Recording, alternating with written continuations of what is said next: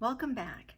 My name is Annette Garsteck, and my goal here today is to walk you through yet another mistake you could be making or may already have made on your professional resume.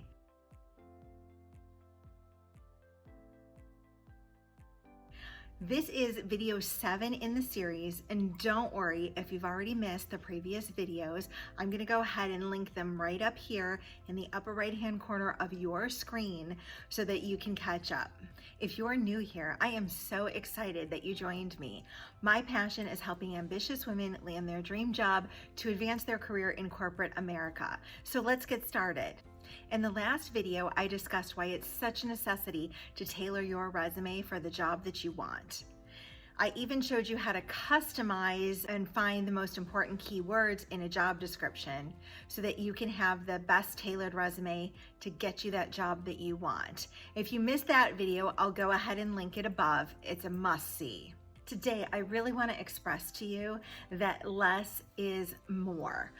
Putting way too much information on your resume is the mistake that I want to discuss with you today and break down how you can fix it. Let's talk about these 5 ways that you're guilty of sharing too much information and what to do instead. I figured a countdown would be a fun way to do this, so let's get started. Number 5. I don't know if I sound more like the Count on Sesame Street or Casey Kasem. Okay. Back to the countdown. Number 5, fonts. A major mistake you can make here is with your fonts. Font no-nos are certainly plentiful, but so are the fixes. Don't use a font that's too small or too large. The smallest I would go to in font size is a number 10, and the absolute largest font size I would use is a 16 or a 14, and that would be more for section breaks or for your name at the top of the resume. Usually the wording in your resume where your job descriptions are and your job titles, those are usually somewhere between a font size 10 and a font size 12. Don't use too many different fonts. I encourage you to pick one font and use it throughout the whole resume document. For example, if you pick this font, Source Sans Pro, you can capitalize it, bold it, italicize it, underline it, and it still looks good. And doing all this means that you won't create too much fatigue for the person that is reading your resume. Here's a bonus tip for you. Be consistent using the same font in all your communications with this company that you're applying with. And so that means your cover letter and your emails, if possible, should use the same font as your resume. Number 4 is margins. I see this mistake so often. People don't leave any edges or any margins on their document. And if you cram the document full of words, it just becomes overwhelming to look at. I would recommend that you leave 0.75 inch or 3/4 of an inch on all sides of the document, top, sides, and bottom. And that is a nice way to go. It still allows you to fit all of your wording in there, but it's not looking too cramped and you're not taking it all the way to the edges of the document. Number 3 is sticking to one page.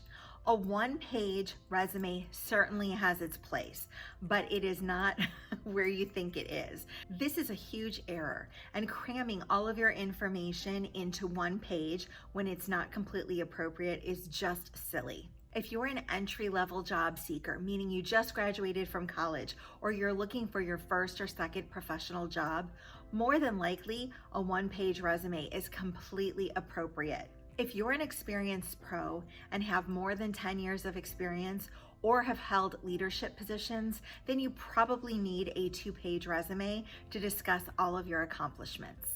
The original annoyance with 2-page resumes has pretty much gone away. Nobody is faxing their resume anymore, oh my goodness, or even sending it in via the US Postal Service. You are most likely submitting that application in an electronic format. An email would be the less tech-savvy way, and probably it's being sent in through an applicant tracking system. There's little to no chance that your page 1 is going to get separated from your page 2. The number 2 mistake you can make in the too much information category, is having too much technical language or internal company jargon appear on your resume. The chances are that a recruiter or the person reaching out to you about an open position is not going to have the same level of technical knowledge that you have, your peers would have, or even your manager would have. So alienating them with a bunch of technical language is not going to probably go well for you in your resume. Do not overwhelm him or her with a bunch of phrases, words, or acronyms that are not appearing in the original job posting. If you have a special skill or experience, try to list it on your resume in plain English as possible. I would recommend that you mirror the language in the job posting just as much as you can. Remember the keyword exercise we did in video 5 of this series? I've gone ahead and linked to it right above here for you because it's a really good way to look at a job description and pull out those very important keywords.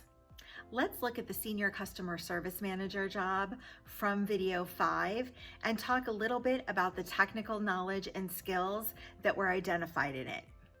The Senior Customer Service Manager job posting we reviewed in a previous video had some technical terms on it. I found these technical terms under the Major Responsibilities heading, where they talk about demonstrating proficiency in SAP, Salesforce.com usage, and continuous improvement using Lean Six Sigma principles. And then a little further down, there was an actual technical requirements section. Here it is, where they talk about ERP platforms, SAP again, CRM platforms, Salesforce or Salesforce.com, and VoIP, which is a telephony tool. And the specific they're talking about for telephony is 5.9. Now, an ERP is short for Enterprise Resource Planning. SAP is a brand name and a widely used ERP. And then CRM stands for Customer Relationship Management. I know that Salesforce can also be used for that, as well as SAP. And then VoIP stands for Voice over Internet Protocol. And it's a lot of ways that contact centers get calls from customers routed to the proper person for handling. There's really no need to spell out what each of these acronyms stand for in your resume. It would be redundant. If your skill set includes different brands or types of ERP or CRM, for example, you could spell those out. The number one reason you have too much information on your resume is you're supplying too much information. It's as simple as that. Your resume does not have to contain everything you've ever done since you took your first job at 16. Your resume does not have to contain irrelevant or outdated experience either. I started my career as a temporary hire, and I used to float to different positions on my semester breaks when I was home from college. That has little to do with what I do now. Although it's still part of my experience and my work history, it does not appear on any of my resumes. This is a common question I've been receiving a lot lately. You may have taken part-time work at home work, something to get through this tough economic time with the pandemic. If it's not relevant, it doesn't have to appear on your resume. If it is relevant, if it replaces a full-time job that you lost, then you may want to include it. Answering these questions about your personal work history is an important step to complete. You will have so much confidence in your work story if you can prepare and talk about it without any doubts. If you need a second look at your skills or your resume, I'm happy to help. I'm offering a free Zoom consultation to you. Go to bit.ly/Annette Garsteck schedule and find the best 20 minutes that work for you, and let's have a Zoom and we'll talk about it. I look forward to meeting you.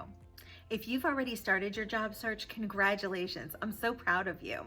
Why don't you download a copy of my free guide to make sure that your social media presence is looking good enough for the eyes of the hiring professionals that will be looking at it. Secure your copy of the guide at bit.ly/Annette Garsteck. I look forward to hearing from you in the comments below. What kind of too much information mistake were you making on your resume?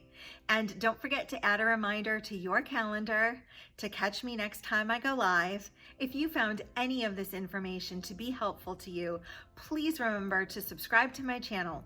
Don't forget to ring the bell so you get notified every time I upload a video.